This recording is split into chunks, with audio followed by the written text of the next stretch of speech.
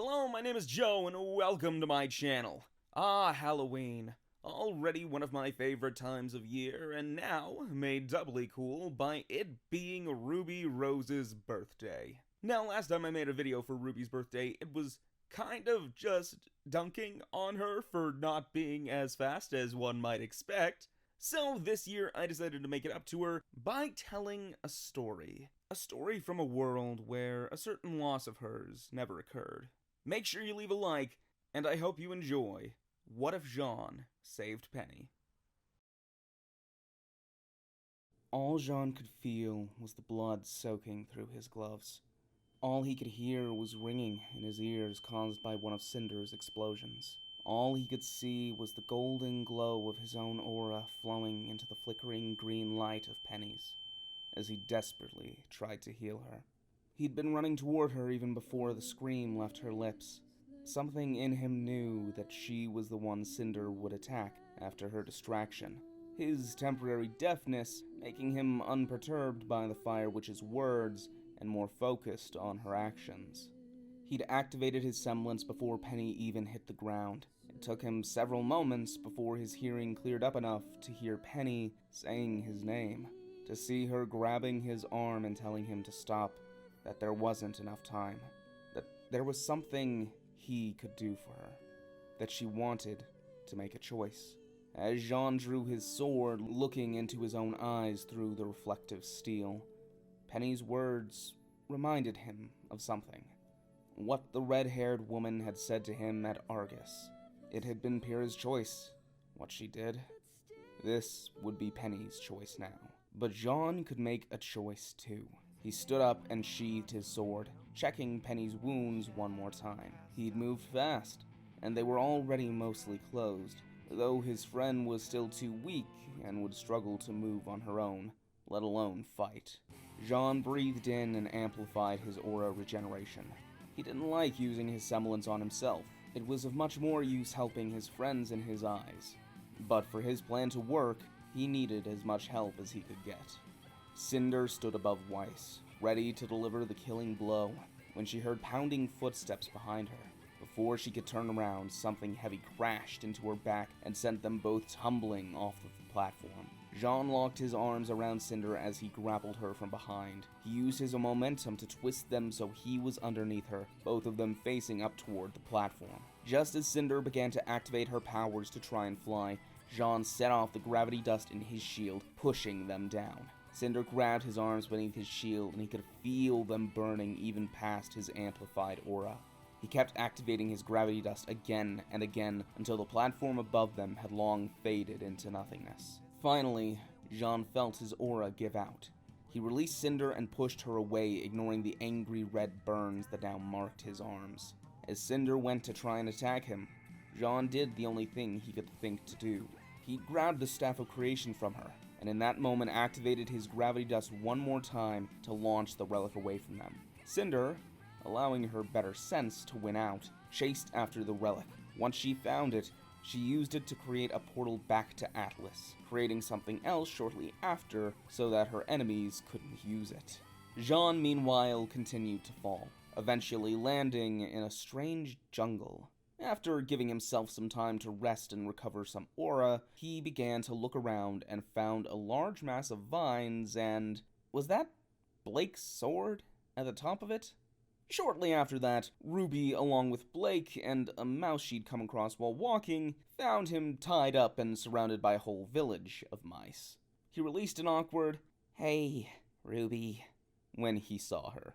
After he was freed, Jaune gave his friends a summary of what happened after they fell. A weight seemed to lift off Ruby's shoulders when Jaune told her that Penny was alive, and her relieved "thank you" made him smile, though he felt a bit awkward at the gratitude. His smile fell when he saw the tension return to Ruby's shoulders at the realization that Cinder had gotten both relics. Immediately afterward, Ruby stood up and decided they had to get going. They needed to find Yang and make sure she was okay. Jaune did as she said, but kept an eye on her.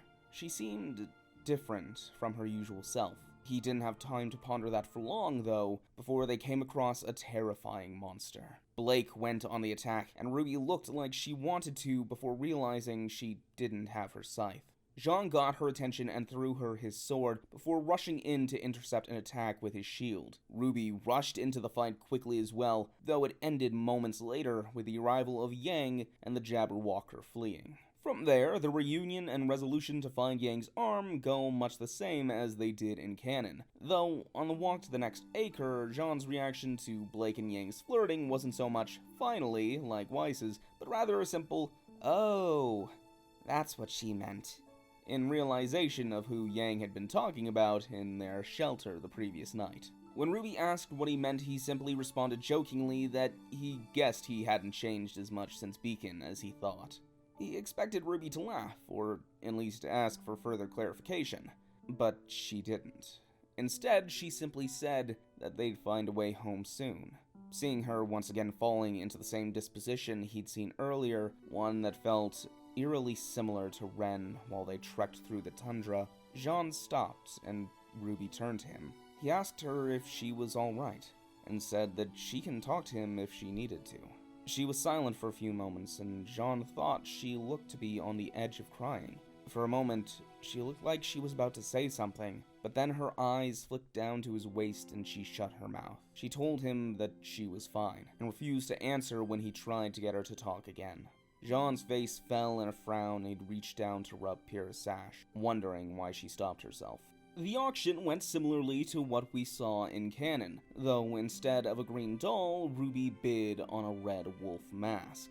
When Little stole it, Ruby is shocked to see it turn into Crescent Rose, freezing up at the sight of it. Everything else stops when the guards, one of whom had bid on Yang's arm, surrounded both our heroes and Jinxie. They told them to stand down, that for the theft of royal property, they were to be taken to the White Queen.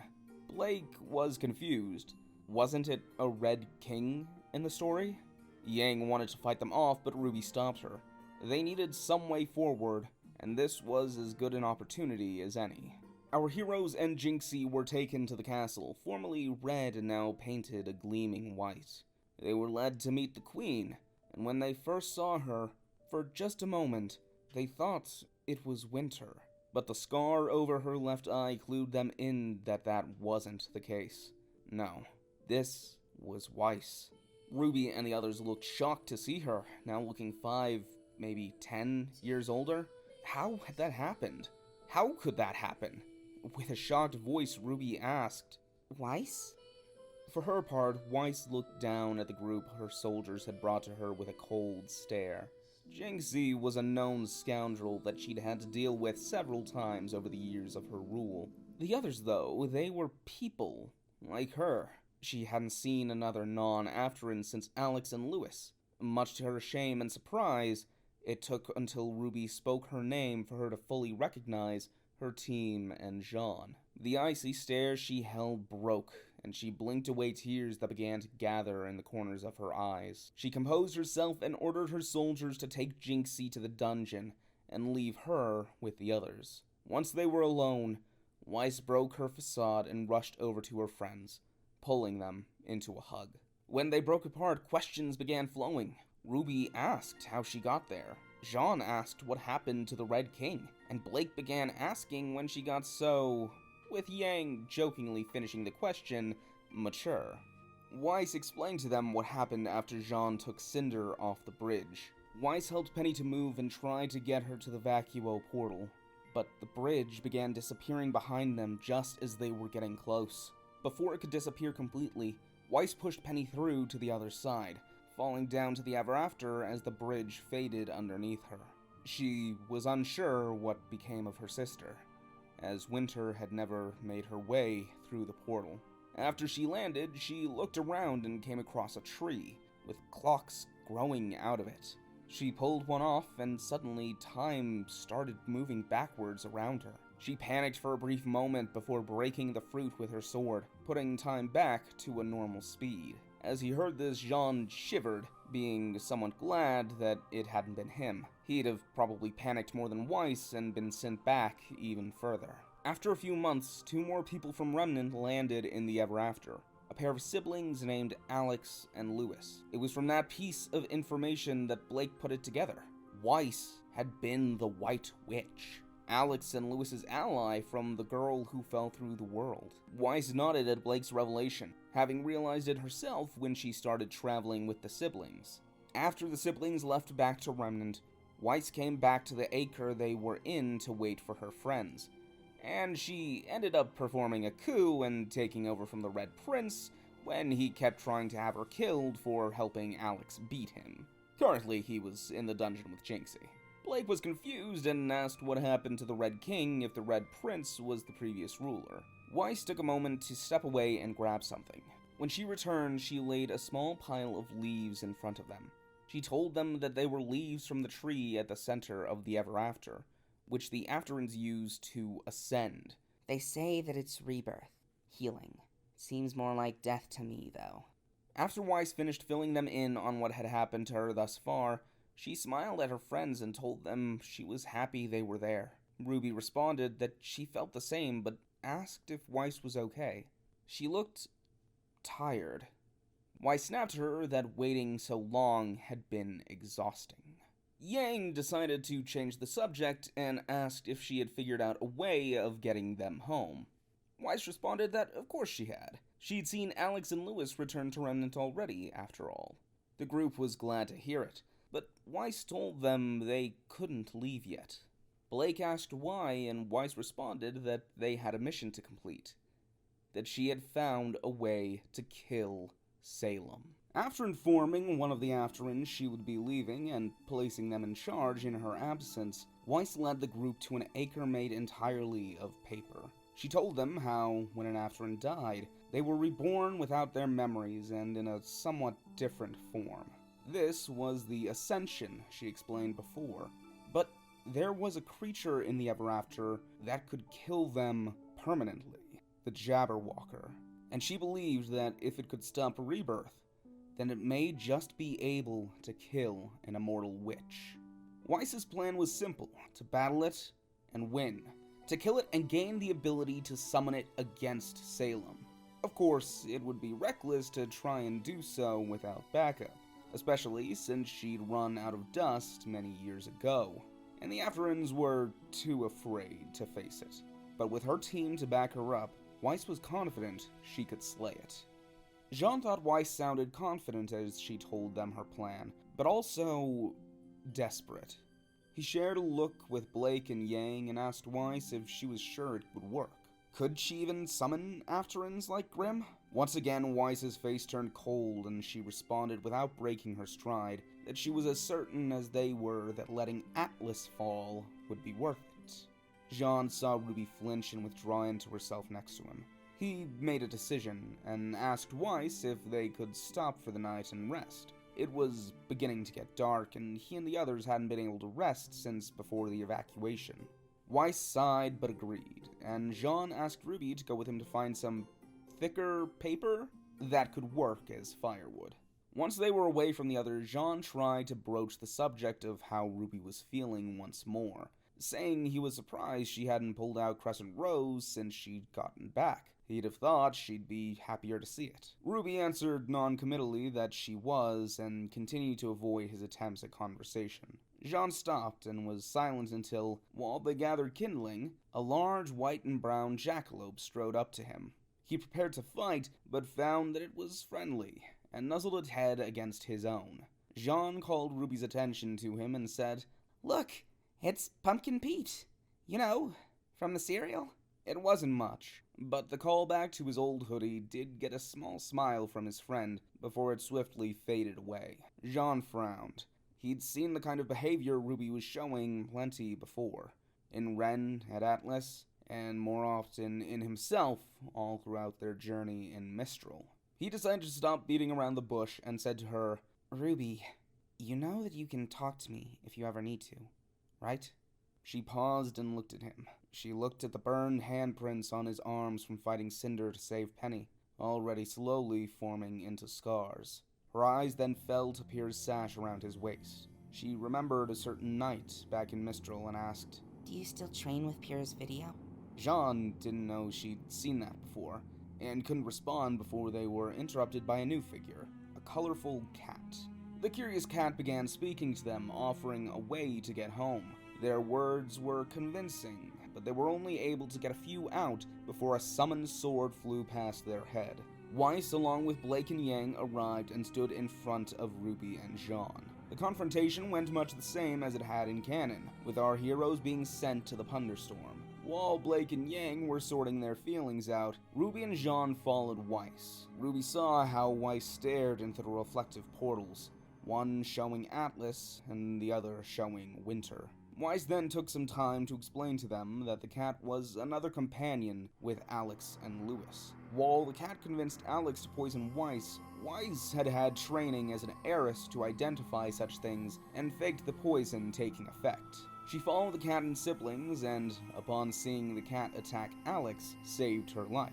She sent Alex through the portal, with the cat trying to kill her after that, but Weiss was able to survive and escape. When the cat showed up and tried to put Weiss's sanity into question, their words held no power, and Jaune and Ruby rebuked them without question. Once they all escaped the Punderstorm, our heroes settled down for the night, though Ruby failed to find sleep. Meanwhile, the cat fled and came across a certain villain that also fell into the ever after. When morning came, Ruby and Jaune found a village filled with crystalline buildings and people, the genial gems, who greeted them happily. The pleasantries didn't last long, though, as they soon heard some of the gems screaming. They looked and saw that the Jabberwocker had come to them.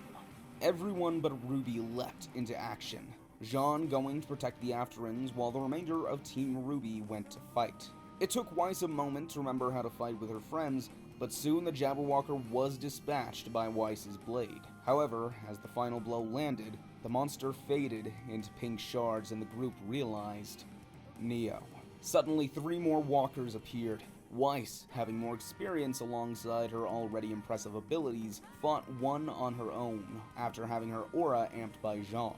Blake and Yang fought the second together, much like they did in canon. Jaune, after amping Weiss, had planned to hang back and support, knowing he'd get in the way of his friends if he tried to fight directly against their stronger opponents. But as the others fought, he saw that Ruby still hadn't moved, and one of the walkers was running toward her. Jaune ran to intercept it, but was batted aside effortlessly and slammed into a crystal tower, taking a chunk from his aura. The walker grabbed Ruby, triggering the same vision she had in canon, and was stopped by Yang punching it away from her. It transformed into Neo to taunt them, then shattered. In the aftermath of the fight, Yang, Blake, and Jaune tried to check on Ruby, Jaune handing Crescent Rose to her only for her to let it fall to the ground. Before they could ask her what was wrong, they saw Weiss lash out, her summoned knight slicing through one of the gem buildings. It was too late. She couldn't summon the Jabberwocker from just Neo's illusions, and if Neo had found the walker with her semblance as powerful as it was... Jaune tried to keep Weiss from falling into despair. They'd all run into the Jabberwocker and chased it off. Maybe Neo had done the same. He turned to Ruby and asked for confirmation, thinking she would back him up, but she just looked angrily away from him and asked why he was asking her. Because she was the leader? Because she was just supposed to have the answer to everything? Ruby broke down as she did in canon, finishing off here by asking if they're supposed to be fretting over Weiss's pointless mission. Jaune tried to step in to defuse the situation, but Weiss responded in anger before he could get his words out. She reminded Ruby that she was the one who chose to lie to Ironwood, degrading his trust in them. That she was the one who decided to try and call for help, which only got Nora hurt and let Penny get taken control of. That it was her plan to let Weiss's home crash into the ground and led to all of them being stuck there. What about her? It was all about her! Jaune stepped between them and told them both to stop fighting. They were partners. They shouldn't lash out at each other like that. Blake tried to help him calm everyone down, but Ruby told them to shut up and ran away. Unfortunately for Ruby, the next section of the story went much the same as we all saw, with the exception that Neo didn't immediately offer her the tea, and instead simply began tormenting her. Jaune and the rest of Team Ruby spent their time looking for Ruby, and after Jaune spent some time urging her to, Weiss summoned a lancer for them to ride so they could search better. He amped her aura while they rode so she could keep going. While they searched for her, Jaune told the others what he'd been noticing, how Ruby had been acting like he had after the fall of Beacon. While Yang got frustrated in her concern, Jaune blamed himself. He said he should have stepped in sooner, and that he'd been so used to Ruby being the strongest of them that he didn't realize how much everything had affected her. Once they heard the sounds of battle, they swiftly went toward it and saw the colorful mansion Neo had summoned. Inside, Ruby had fallen to the ground and the cat was speaking to her, having allied with Neo to help her in return for letting them try to get rid of the Ruby problem in their own way. They spoke honeyed words to Ruby, trying to make her give herself up, let them take over. Before Ruby could make a choice, Neo took a page out of Cinder's book and double-crossed her new ally. No. She didn't want the cat to just take Ruby over. She wanted Little Red to be erased. Not a speck of her essence remaining in this world. She told Ruby as much through Roman's voice and offered her the tea containing leaves from the tree. Ruby stared at it sadly, her body and spirit broken down by Neo's torture. Once again, before Ruby got the chance to choose, Neo and her Roman illusions were flung away from her by Yang, having been launched forward on Weiss's glyph. As Ruby's friends surrounded her, Neo's illusions took on new shapes, becoming images of Salem's lieutenant and even Adam Taurus. Blake and Yang went and fought desperately against the illusions, while Weiss went after Neo herself, the cat jumping in with blasts and making it a three-sided duel. All the while, Jaune knelt beside his best friend and activated his semblance, putting his everything into regenerating her depleted aura. He begged her to please say something to him. As she felt her aura spark back to life, nothing could stop the tears from pouring from Ruby's eyes. She told Jaune that she felt like she couldn't do it, that it was all too much. Weiss had been right. She'd failed at every step. Atlas fell. Salem got 2 of the relics, and her friends got hurt along the way. Even Penny would have died if Jaune hadn't saved her. He had saved her, even when Ruby had failed to save Pyrrha after Jaune begged her to. Ruby told Jaune she wasn't enough, that maybe it'd be better if she let herself go, so somebody else could be there trying to save the world. Jaune shook his head and responded to her. Ruby, just because you're a huntress, just because you're a leader, that doesn't mean you're not allowed to fail. We all fail. That's what makes us human. Believe me, I, of all people, would know. Ozpin failed. Ironwood failed.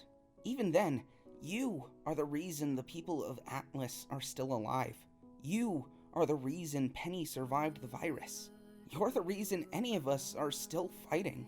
You don't always have to be strong. It's okay to not always be okay. You can't run away from that. And I'm here if you need to lean on someone. We all are. And after we've all leaned on you for so long, I'm sorry we haven't done a good job of showing it. Jaune helped Ruby up to be kneeling like him, continuing to use his semblance on her. Ruby, you are enough.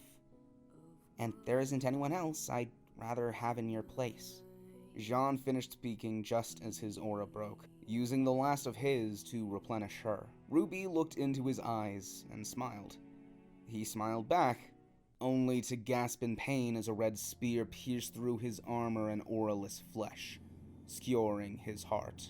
One of the illusions, particularly Cinder's, had gotten away from Blake and Yang as they were busy with the others and ran Jaune through with her spear. As Jaune looked back at her, the illusionary Cinder transformed into Pyrrha, smirked at him, and then dissolved into pink sparks. Ruby cried out as Jaune fell in front of her. Blood pooled around them as it poured from Jaune's destroyed heart. Ruby panicked. She didn't know what to do. The only one with even the slightest chance to fix something like that was the one bleeding out in front of her. She called for someone to please help. Everyone there turned to her in silence. The only one who responded was Little. They pulled a cup of tea toward Ruby and told her the tree wasn't death. It was rebirth, healing. Ruby took the cup and looked down at her friend dying in her arms. As Jaune Arc released what might have been his final breath, Ruby rose, made her choice. She poured the tea down Jaune's throat. As Yang called her name out and the cat screamed at her to stop, Jaune, Ruby, and Little all fell into the pit that opened underneath them. As in canon, Neo broke, only realizing then that without Ruby, she didn't have anything else to live for. The cat took this opportunity to take control of her body and went to the tree to escape. Weiss, knowing how to get there herself, took a shaken Yang and Blake there as well, where they came across Ruby's body, transformed into a part of a branch. Afterwards, Neocat realized that they were unable to leave without a tie to Remnant, and decided to cut Ruby from her wooden cocoon and take her body instead. The remainder of Team Ruby tried to hold them back, but with only 3 of them, and the 3 being weakened from their earlier battle, Neocat slipped through. Blake threw her weapon to catch them, but the cat leapt from their temporary host, making it so Gamble's shroud tied up a dazed and confused Neo. The cat transformed into their monstrous state and went to strike down at Ruby. Ruby rose, woke up in a void, surrounded by floating green specks. She walked forward and soon came across a mechanical figure. Her introduction to the blacksmith went much the same as it did in canon, with the exception that instead of asking if she would die, she asked if Jaune was still alive. The smith responded that he was, for now. Ruby followed up to ask if he was going to die. The smith responded that what would happen to him would be up to him, just like whatever happened to Ruby then would be up to her. Ruby's journey with the blacksmith went very similarly to what we saw. Jaune's final conversation with her helped, but external validation can only take a person so far. Instead, the words of Ruby's mother in her vision intermingled with that of her friend and helped her find the truth within her own heart. So, Ruby chose herself and emerged in an explosion of silver light which blew the cat away from her. Team Ruby, reunited in truth once more, fought and defeated the cat. Weiss embraced her partner and apologized for all that she said. Meanwhile, the cat's life found its end when Neo created illusions of the Jabberwockers to kill them. Neo's aura broke in response, having been depleted by the earlier battle.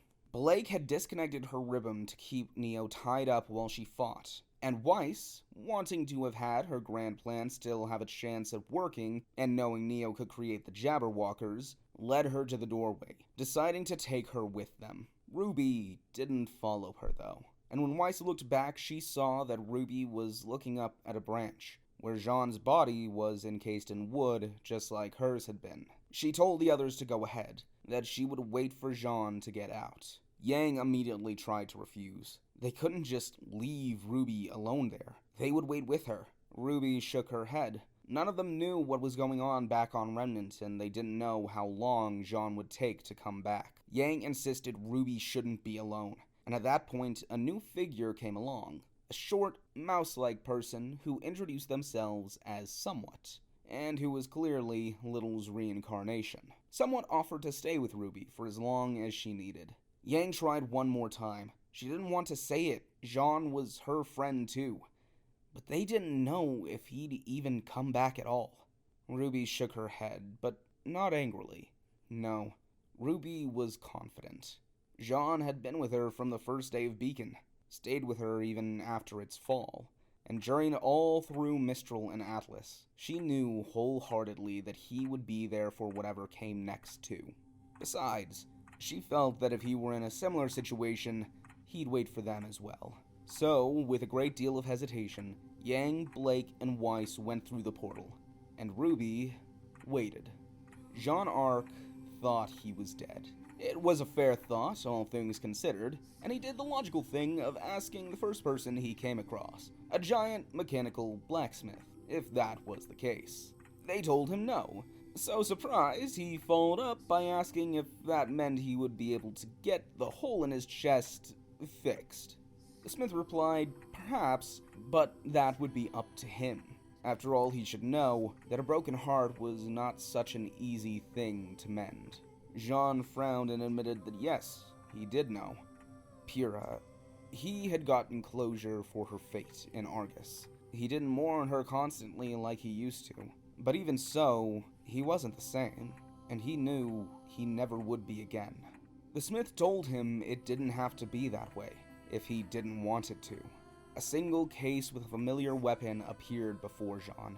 His sword, in the same scratched and chipped state it had been when he first went to Beacon.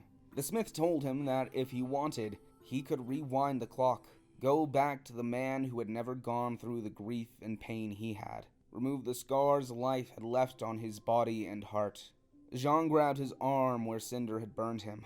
Already it had left a scar that his aura wouldn't heal. He was tempted for a moment, going back to a time, a person that hadn't experienced the fall of Beacon, hadn't lost Pyrrha, but it was only that, a moment. He turned away from the case. They may hurt, but those scars, those cracks, were a part of who he was. And to turn away from that wouldn't be fair to his friends, his team that had gotten him there. Pyrrha, Nora, Ren, Ruby, everyone. That would be leaving them behind too. Besides, just because something broken couldn't go back to the way it was, didn't mean it couldn't be made whole again.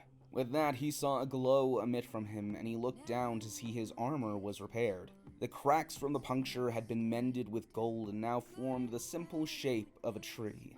The smith smiled at his resolution and told him that they were glad he'd made a decision. His physical body would need time to heal, but time worked differently within the void of the tree, and for him, it would only be a moment. Ruby waited in the tree. She gathered food with the help of somewhat and told them stories of Remnant. Hours turned into days, turned into weeks. She waited patiently until finally, it happened.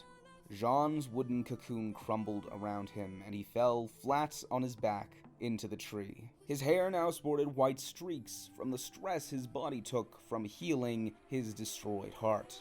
Ruby walked over to him, her shadow covering his face, and reached her hand down, saying jokingly, "Hey, I'm Ruby." Jaune blinked in confusion for a moment, before smiling and responding, "Jaune, choice is a powerful thing. One of the 4 gifts of the Brother Gods to humanity. Jaune chose to take a risk to try and save Penny, and in the end, Ruby chose to stay behind and wait for her friend as he did in canon. Yes, choice is indeed a powerful thing. As such, you should make the powerful choice to subscribe to this channel, and Rooster Teeth should make the even more powerful choice to greenlight the rest of Ruby already! Okay, thanks, bye.